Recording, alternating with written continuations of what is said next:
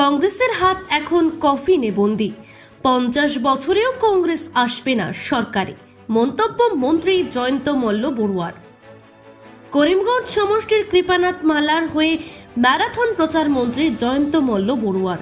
করিমগঞ্জ সমষ্টির হাইলাকান্দি জেলার আলগাপুরে জনসভার পর লালাবাজারে এক বিশাল রোড শোতে অংশগ্রহণ করেন মন্ত্রী জয়ন্ত মল্ল বড়ুয়া। লালাবাজার পার্কের সম্মুখ থেকে প্রায় 3 কিলোমিটার রোড শো করে লালাবাজার বাস স্ট্যান্ডে গিয়ে সমাপ্তি ঘটে। তারপর সংবাদ মাধ্যমের সঙ্গে কথা বলতে গিয়ে জানান যে কংগ্রেসের হাত এখন কফিনের ভেতরে বন্দী।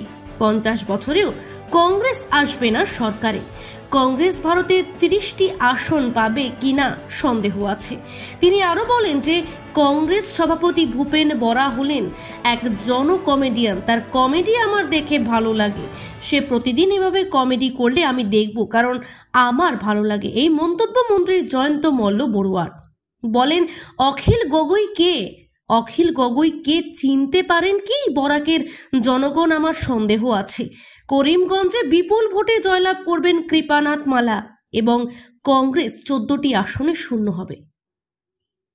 হাইলাকান্দি থেকে রামধন দাসের রিপোর্ট, নিউজ অবিকল। আজি গোটেই দিনটো মই কৰিমগঞ্জ সমষ্টিতে আছোঁ।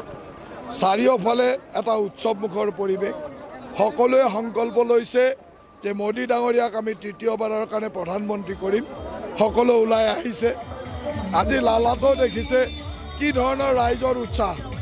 এই উৎসাহৰ পৰা আমি নিশ্চিত যে আমাৰ প্ৰাৰ্থী, ভাৰতীয় জনতা পাৰ্টিৰ প্ৰাৰ্থী কৃপানাথ মাল্ল ডাঙৰীয়া অতি কমেও 2 লাখ ভোটৰ ব্যৱধানত বিজয়ী হ'ব। চাৰিওফালে উৎসৱমুখৰ পৰিৱেশ আৰু আমি সকলোৱে মিলি প্ৰধানমন্ত্ৰী নৰেন্দ্ৰ মোদী ডাঙৰীয়াক তৃতীয়বাৰৰ কাৰণে প্ৰধানমন্ত্ৰী কৰিবলৈ সংকল্প লৈছোঁ।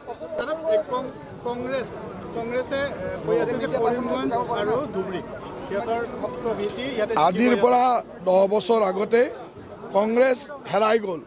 কংগ্ৰেছৰ এতিয়া হাতখন কফিনৰ ভিতৰত আছে, মাটিৰ তলত সোমাই আছে। 50 বছৰ চেষ্টা কৰিলে কংগ্ৰেছ আহিব নোৱাৰে আৰু আগন্তুক 50 বছৰলৈ কংগ্ৰেছ নাই, সেইটো নিশ্চিত হৈ থাকক। ভূপেন বৰা হ'ল অসমৰ ৰাজনীতিৰ আটাইতকৈ ডাঙৰ জোকৰজন। তেওঁ সুন্দৰভাৱে ডেইলি এটা কৌতুক কয়, এটা জোক কয়। আমি সকলোৱে টিভিত চাওঁ আৰু আনন্দ লাগে। তেনেকুৱা জোক তেওঁ সদায় কৈ থাকে।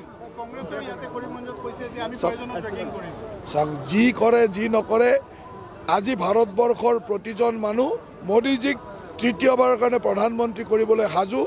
ইছবাৰ 400 পাৰ। অখিল গগৈক বৰাক ভেলীত কোনোবাই চিনি পায় নেকি? মইতো নাজানো বৰাক ভেলীত অখিল গগৈক চিনি পায় বুলি। অখিল গগৈ বৰাক ভেলীৰ কাৰণে এটা আচহুৱা নাম আৰু আহিছে চাগে। এনেকুৱা বহুত মানুহ আহে যায় গৈ থাকে। ৰকিবুল হুছেইনক এবাৰ সুধিব যে ৰকিবুল হুছেইনে বহু বছৰ মন্ত্ৰী আছিল, সংখ্যালঘু সম্প্ৰদায়ক ৰিপ্ৰেজেণ্ট কৰিছিল। কেতিয়াবা সংখ্যালঘু মানুহৰ কাৰণে কিবা কাম কৰি পাইছে নেকি? গোটেই জীৱনটোত সংখ্যালঘু মানুহক প্ৰতাৰণা কৰিলে, শোষণ কৰিলে। সংখ্যালঘু মানুহৰ ভোটেৰে MLA হ'ল, মন্ত্ৰী হ'ল, কিন্তু সংখ্যালঘুৰ কাৰণে একো কাম কৰা নাই।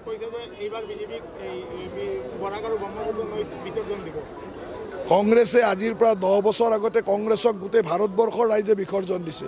এইবাৰ লোকসভাত ভাৰতবৰ্ষত 30খনতকৈ কম চিট পাব। সেইটোৱে হ'ল ভাৰতবৰ্ষৰ প্ৰতিজন মানুহৰ কংগ্ৰেছৰ প্ৰতি স্বীকৃতি।